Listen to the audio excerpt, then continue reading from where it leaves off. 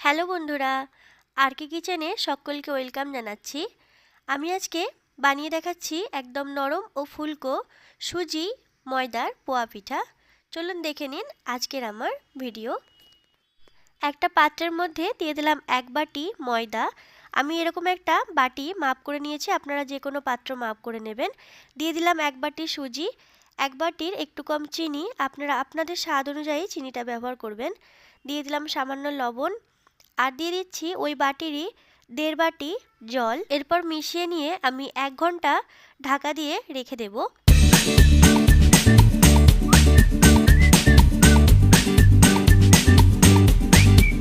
1 ঘন্টা পর ঢাকনা খুলে নিচ্ছি। দেখুন চিনি, ময়দা আর সুজি খুব ভালো করে ভিজে গেছে, জলটাও টেনে নিয়েছে। এখন আমি একবার মিশিয়ে নিচ্ছি, এরপর আবারও অর্ধেক বাটি আমি জল দিয়ে দিচ্ছি, দিয়ে মিশিয়ে নেব।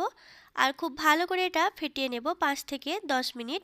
যত ভালো করে আপনারা এই ব্যাটারটা ফেটাবেন ততই পোয়া পিঠেগুলো খুব সুন্দরভাবে ফুলবে।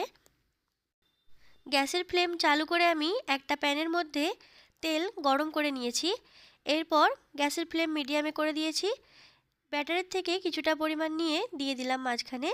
অবশ্যই তেলটা গরম থাকতে হবে, তা না হলে কিন্তু পোয়া পিঠেগুলো ফুলবে না। দেখুন কত সুন্দরভাবে পিঠেগুলো ফুলেছে। আমি হালকা লাল করে ভেজে নিচ্ছি।